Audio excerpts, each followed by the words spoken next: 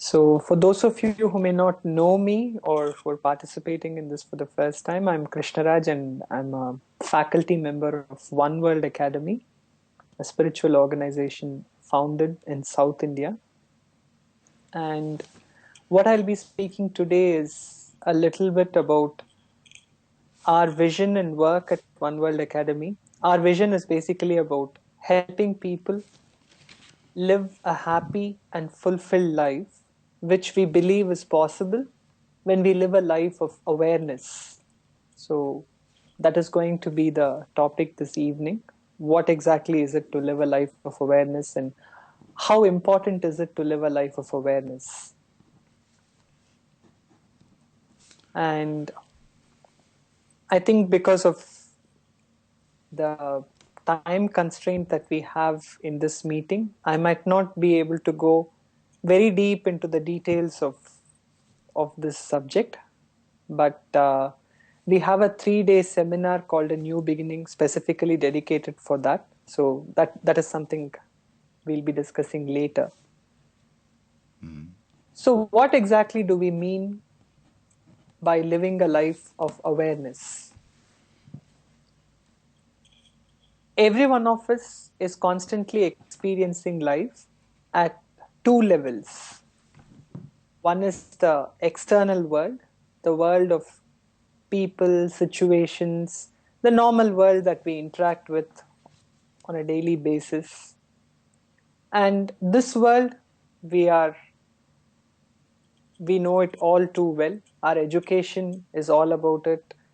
All that we know and learn in society is about dealing with this world. But then, along with this world, there is another world which you can call the inner world, which is the world of our thoughts, our emotions, our feelings, our perceptions, our state of being, our consciousness. And this is something that many of us may not be completely aware of. We might not be knowing this world all too well. We might not be sufficiently paying attention to this part of us.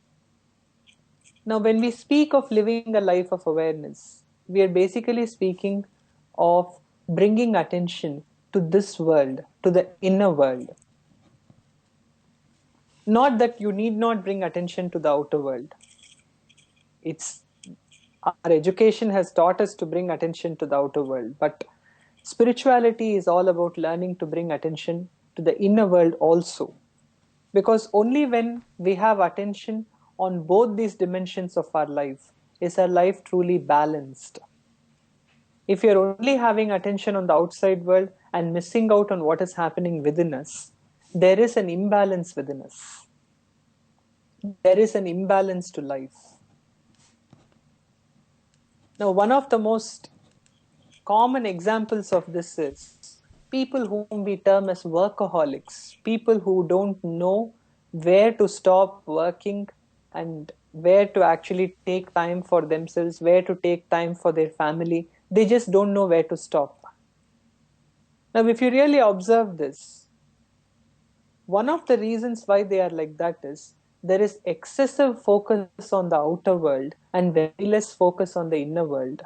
They're so focused on external security, on ensuring that they have a promotion or ensuring that their business goes well or ensuring that externally their family has everything that they need. But there is very little focus on how happy they are internally. Are they getting tired? Do they still have a vision and purpose in what they're doing? Are they enjoying what they're doing? There doesn't seem to be enough focus on all this. Because if there were focus on all this also, there would naturally be a balance between your work and the experience of life. When you've lost focus on the experience of life, the only thing you know is work, and therefore life, you become so mechanical, just go working and working and working and working, not knowing where to stop. Now, why is it so important to bring attention to this inner world? Because the outer world can give us comfort and convenience, but it is the inner world that determines joy and fulfillment. The outer world can give us things that make life convenient, like we can have good cars, we can have a good home to live in, we can have a good job, we can make a lot of money. But it doesn't guarantee that merely by having all this, we will also be joyous and fulfilled internally. It's not necessary. That is something that comes from within. It comes from how you relate to what you're doing. You might be driving a beautiful car, but if the thoughts within you are thoughts of worry, are thoughts of conflict, are thoughts of anger or insecurity, will you really feel joyous about driving that car? No, there is extreme comfort. You're driving the most comfortable car, but there is not joy, there is not fulfillment. In the outer world, we come across people, but it is the inner world that determines love and relationships. Merely finding a person to talk to, merely finding a person to work with or to live with does not necessarily determine that there will be love in that relationship. That is something that comes from within. Can I ask you something? Yes.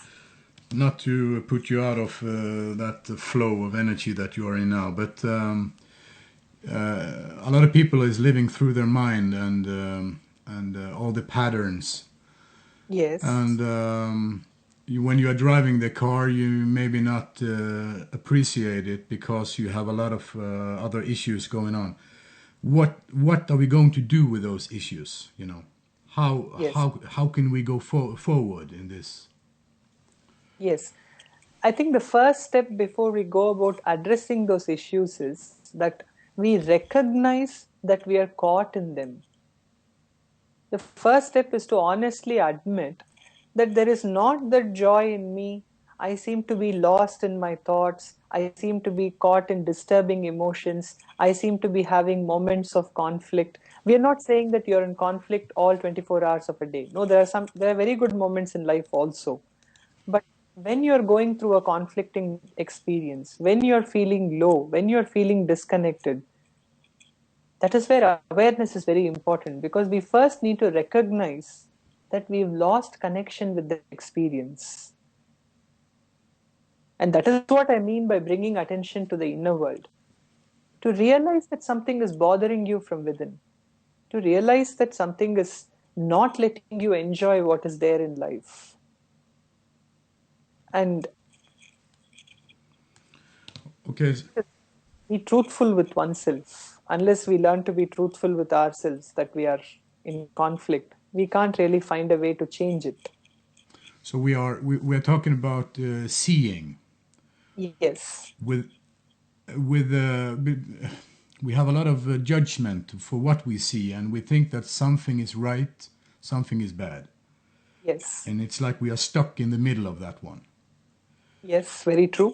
So what the consciousness or what kind of awareness are we talking about here when we see? Yes. Now, what you are now describing is the next step. First of all, many people don't even realize that they're conflicted within. Now, once you get in touch with that conflict, once you see how disturbed you are, the next step you will see is what you are saying. You will see how there is a war with that disturbance. You're not comfortable with it, you're fighting it, you're judging it, you're trying to change it, you're running away from it. And you will also see how there is a constant process of trying to escape it. Because this is what the world has taught us. Whenever we are emotionally disturbed, what our society teaches us is do something externally so that you can take your focus away from the disturbance. If you're feeling mentally low, turn on the TV and start watching it, or call up a friend and start talking to him or her, or read a magazine, or if nothing is there, just go to sleep. We always look for external measures to address our internal problems. In fact, when I was in Ireland last week, one participant in one of my talks asked me this question. She said, I don't really get the point of why you're asking us to focus on our fear or focus on our disturbance. Because how I always deal with my disturbances, whenever I'm feeling emotionally low, I immediately focus on some goal in life, something that I should achieve, something that I should attain to, something constructive, something nice, and I start working towards that. And in that process, I don't feel that fear anymore.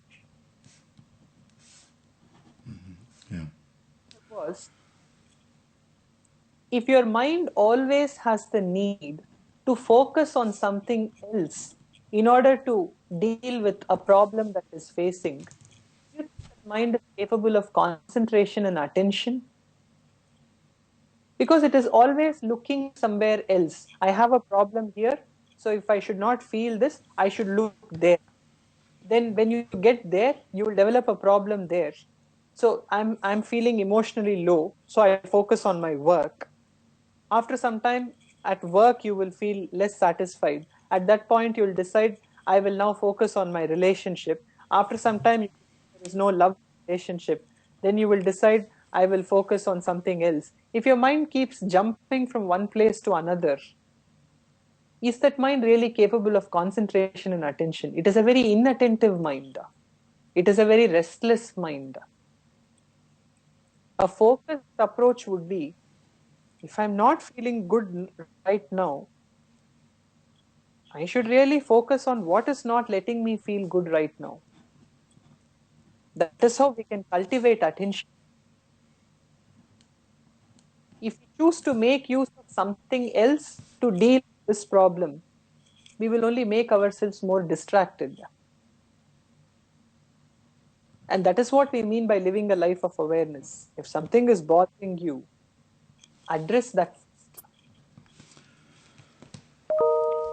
Make use of another area of life to forget this disturbance that is within us.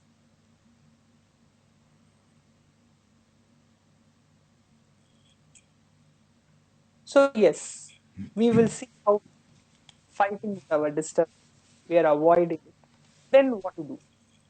Once you come to that point where you see you're resisting it, you will then begin to see how all this disturbance that is happening within you, all emotional disturbance, whatever it may be, fear, insecurity, whatever name you might choose to give it, does involve a thought process. Whenever we are emotionally disturbed, we feel that emotion in the body, we also feel it in our thoughts.